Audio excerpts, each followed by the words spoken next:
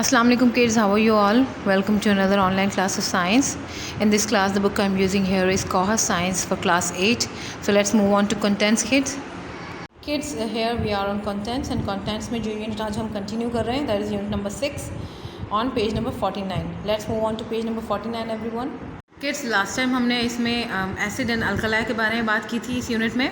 आज हम बात करने वाले हैं पीएच स्केल के बारे में. प्रीवियस वीडियो में अगर आपको याद हो तो मैंने आपसे कहा था कि न्यूट्रल और एसिडिक रिएक्शन वाले कुछ केमिकल्स के बारे में बात की थी जिनकी फिर वैल्यूज़ होती हैं. जैसे कि अगर अल्कलाई को हम अल्कलाई में एसिड शामिल हो जाए तो वो न्यूट्रल हो जाता है, ठीक है, वो पानी और नमक में जो है कन्वर्ट हो जाता है. तो इसकी फिर स्केल बनाया गया है एक साइंटिस्ट ने जिसे हम पीएच स्केल के नाम से जानते हैं. To measure the strength of acid and alkali scientist use pH scale. Alkalis and जो एसिड हैं उनके स्ट्रेंथ उनकी ताकत को जानने के लिए साइंटिस्ट ने पीएच स्केल बनाया है, मतलब कि वो कितने स्ट्रॉन्ग हैं या कितने नहीं हैं, ठीक है. द डिग्री ऑफ एसिडिटी और and alkalinity of substance in the pH value of substance, ठीक है, of that pH value of that substance. Degrees पता चलती हैं इसमें हमें कि एसिडिटी या अल्कलिनिटी कितनी है किसी भी सब्सटेंस के अंदर, मतलब किसी सब्सटेंस में ज़्यादा होती है किसी सब्सटेंस में कम होती है. जैसे कि मैंने कहा था जो अल्कलाई होती हैं अगर आपकी स्किन पे गिर जाएँ तो आपको बर्न कर देती हैं, लेकिन वही अल्कलाई हम सोप में शामिल कर रहे हैं तो सोप हमें बर्न क्यों नहीं कर रहा. तो हमें एक डिग्रीज़ का स्केल बनाना पड़ा ताकि उस रेंज के हिसाब से हम अल्कलाई या एसिड को चीज़ों के अंदर यूज़ करें ताकि वो लोगों को बर्न भी ना करें और हमारे यूज़ में भी डेली लाइफ में आ जाए. तो पीएच स्केल आपके लिए बड़ा कारआमद साबित होता है इस वे में. The pH scale ranges from 0 to 14 digits, लेकिन पीएच स्केल आपका सिर्फ 0 से 14 के डिजिट्स तक होता है. Substance with pH less than 7 are acid. वो सब्सटेंस जिनका पीएच लेस देन 7 आएगा आपके स्केल पर, आपको क्या पता चल रहा है वो क्या है, वो एसिड है. लेस देन 7 मतलब 6 तक, 1 से लेकर 6 तक हमारे एसिड हैं. Alkalis have pH value from more than 7. Alkalis फिर कहाँ से स्टार्ट हो रही है आपकी 7 से. मोर देन 7 पर न्यूट्रल हो रहा है, मोर देन 7 से स्टार्ट हो रही है. Acids decrease in strength as the pH number increases. Acids की ताकत जो है वो कम होती चली जाती है जैसे जैसे पीएच नंबर बढ़ता जाता है. जैसे अगर 0 पे है तो स्ट्रेंथ बहुत ज़्यादा है, 1 पे है तो उससे कम, 2 पे है तो उससे कम, 3 पे है तो उससे कम, 5 पे उससे कम एंड फिर 6 पर उससे भी ज़्यादा कम होगी और 7 पे वो न्यूट्रल हो जाता है, ठीक है. The strength of alkalis increase as the pH number increases. और अल्कलाई में जैसे जैसे नंबर बढ़ता जाएगा अल्कलाई की वैल्यू इंक्रीज होती जाएगी फ्रॉम 8 to 14. 7 पर न्यूट्रल है तो 7 को हम काउंट नहीं करें, 8 to 14, तो 14 पे सबसे ज़्यादा वैल्यू होगी, अल्कलाई जो है सबसे ज़्यादा स्ट्रॉन्ग होगा. The pH of exactly 7 is neutral, मतलब pure water has a pH of 7. 7 neutral मतलब प्योर वाटर की पीएच वैल्यू क्या है, 7 है. ओके, यहाँ पर आपके सामने पीएच वैल्यू है. लेमन जूस जो है कहाँ तक चल रहा है, फ्रॉम 0 to 2 तक है. पीएच वैल्यू 5 की 3 to 4 एंड 5 के दरमियान में आ रही है. प्योर वाटर आपका 7 तक आता है. जो सोप की पीएच वैल्यू है वो 10 तक आ रही है, ठीक है. जैसे यहाँ पर जूस इन स्टमक, हमारे हाइड्रोक्लोरिक एसिड जो स्टमक में है वो पीएच 1 है, मतलब वो बहुत स्ट्रॉन्ग है. अल्लाह ताला ने हमारी बॉडी को ऐसा बनाया है कि वो एसिड हमारे स्टमक को नुकसान नहीं पहुँचा रहा, लेकिन यही एसिड जब आपकी स्किन पर गिरता है तो आपकी स्किन को बर्न कर देता है, ठीक है. कार्बोनेटेड ड्रिंक में पीएच वैल्यू 3 होती है. आपको एसिडिटी फील होती है पीते हुए, थोड़ा एसिडिक फील होता है, लेकिन वो आपको बर्न नहीं करता, लेकिन काफ़ी उसके अंदर एसिडिक वैल्यू है.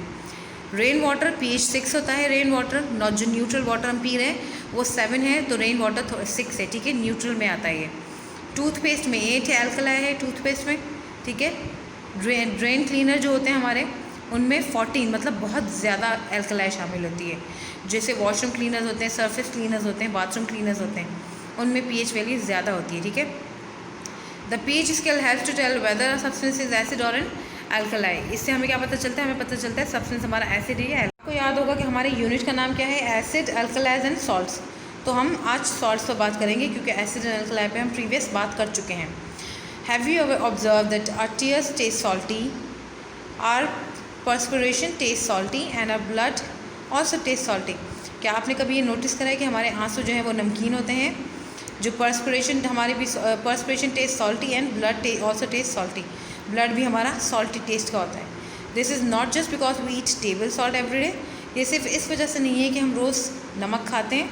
Many other compounds in our body are also called salts. हमारी बॉडी में बहुत सारे कंपाउंड ऐसे हैं जो कि सॉल्ट्स कहलाते हैं. For example sodium fluoride is a salt that stops our teeth from decaying. Sodium chloride हमारे टीथ में शामिल होता है, जो कि हमारे दांतों को झड़ने से और ख़राब होने से बचाता है। तो हमारी बॉडी में भी सॉल्ट्स डिफरेंट वे में मौजूद है, इसीलिए हमारे आंसू भी सॉल्टी होते हैं और हमारा ब्लड भी सॉल्टी फील हो रहा होता है। A salt is a compound that can be formed when an acid reacts with an alkali. जब मैंने आपसे बात की थी पिछले वाले वीडियो में कि न्यूट्रल होते में हमें क्या मिलता है, सॉल्ट एंड वाटर मिलता है। तो इसी तरीके से सॉल्ट एक ऐसा कंपाउंड है जो बनता है, कब बनता है, जब अल्कली और एसिड आपस में रिएक्ट करते हैं। The reaction between an acid and alkali is called neutralisation. ये रिएक्शन क्या कहलाता है, न्यूट्रलाइजेशन कहलाता है। और न्यूट्रलाइजेशन के नतीजे में हमें क्या मिलता है, वाटर एंड सॉल्ट दोनों चीज़ें बन के मिलती हैं, ठीक है। Water can also be formed in other reactions. Water और बहुत सारे रिएक्शन में भी बन सकता है, जैसे पोटाशियम और हाइड्रोक्लोरिक एसिड का अगर रिएक्शन करें तो हमें क्या मिलेगा, सॉल्ट मिलेगा, पोटाशियम क्लोराइड सॉल्ट मिलेगा उसके साथ। Some common salts in their formula. Common salt और उनके फार्मूले sodium chloride, NaCl, sodium hydrogen carbonate, NaHCO3, potassium nitrate KNO3, calcium carbonate CaCO3, calcium sulphate CaSO4, calcium chloride CaCl2, ammonium chloride NH4 and Cl। अब properties क्या खसूसियात होती हैं salt की। All salts are ionic compounds. Ions होते हैं इसके अंदर, ions are charge particles. Ions क्या होते हैं, आपके चार्ज पार्टिकल्स होते हैं, ठीक है, जिनके अंदर पॉजिटिव और नेगेटिव चार्ज होता है। Combine to make ionic compounds. Positive और नेगेटिव चार्ज मिलकर आयोनिक कंपाउंड्स बनते हैं। For example sodium ion and chloride ion combine to make sodium chloride. इसके अलावा salts are solid at room temperature. अगर आप रूम टेम्परेचर पे सॉल्ट को रखोगे तो वो सॉलिड होंगे। Salts are conductors of electricity. Salt में चूँकि आयन होता है, आयन पॉजिटिव और नेगेटिव होते हैं, तो ये इलेक्ट्रिसिटी ईजिली कंडक्ट कर रहा होता है। सॉल्ट के यूजेस कहाँ कहाँ हैं। Uses of salts in a body. Salts of sodium, potassium, calcium, magnesium and iron perform several functions in a body. काफ़ी सारे सॉल्ट्स के नाम लिए गए हैं यहाँ पर जो हमारी बॉडी में फंक्शन परफॉर्म करते हैं। तो ये कौन कौन से फंक्शन परफॉर्म करते हैं। Haemoglobin in a body is compound of iron. Haemoglobin जो है कंपाउंड हो किसका, आयरन का कंपाउंड है। Salts of calcium makes our bones and teeth strong and healthy. Calcium का जो सॉल्ट होता है वो हमारे बोन्स और टीथ को हेल्दी बनाता है, स्ट्रॉन्ग बनाता है। They also decrease the risk of heart attack. इसके अलावा आपको जो दिल का दौरा होता है उससे बचाता है, उसके रिस्क को भी कम करता है। Salts of sodium and potassium are important for the proper function of muscles and the nervous system. Salt of sodium जो है वो हमारे मसल सिस्टम और नर्वस सिस्टम के लिए बड़ा ज़रूरी है। A solution of sodium chloride does not change the colour of litmus paper. Is it neutral. अगर सॉल्यूशन हमारे पास सोडियम क्लोराइड का मौजूद है तो वो कलर लिटमस पेपर का चेंज नहीं कर रहा, तो क्या ये न्यूट्रल है। जी ये न्यूट्रल है। सॉल्ट की डेली लाइफ में हम यूज़ कैसे कर रहे होते हैं। We add sodium chloride table salt to make our food salty. हम जो नमक यूज़ कर रहे हैं वो क्या है, सोडियम क्लोराइड है, जिसे टेबल सॉल्ट कहा जाता है। टेबल सॉल्ट मतलब वो नमक जो आप खाने में डाल रहे हो, सोडियम क्लोराइड होता है वो। Sodium chloride is also use to preserve fish and pickles. हम फिशेस को प्रिजर्व करने के लिए भी सोडियम क्लोराइड यूज़ करते हैं और अचार को भी प्रिजर्व करने के लिए, प्रिजर्व मतलब महफूज करने के लिए ताकि वो ख़राब ना हो। Sodium hydrogen carbonate, baking soda, जो बेकिंग सोडा है ये भी आपका सॉल्ट की एक किस्म है। Is use to make bakery products like cakes and breads. Sodium carbonate, washing soda is use for washing clothes. अब आपने देखा कितने सारे सॉल्ट्स हैं जो हमारे डेली लाइफ में यूज़ हो रहे हैं। Sodium potassium tartrate is use as a laxative, a substance which helps to treat constipation. Sodium potassium tartrate, टार्ट्री जैसे होती है, ये क्या है, जो सिरप वगैरह है उनमें डाला जाता है ताकि ये आपकी जो कॉन्स्टिपेशन है, जो कब्ज़ का प्रॉब्लम होता है लोगों को, उसको ठीक कर सके। Many salts are present in fruits and vegetables. बहुत सारे सॉल्ट फ्रूट्स एंड वेजिटेबल्स में भी मौजूद हो सकते हैं। अब हम बात करेंगे इंडिकेटर्स के बारे में एंड देयर यूजेस। इंडिकेटर्स निशानदेही करने वाले और उनके इस्तेमाल। One property of acid and alkali is their effect on indicator. An indicator is a substance that change colour in an acid और अल्कली। इंडिकेटर क्या होता है, एक सब्सटेंस होता है जिसको हम जब एसिड या अल्कली में मिलाते हैं तो वो चेंज करता है। Turmeric, litmus, cabbage, cherries, red onion and China rose petals ETC are some of the naturally occurring indicator.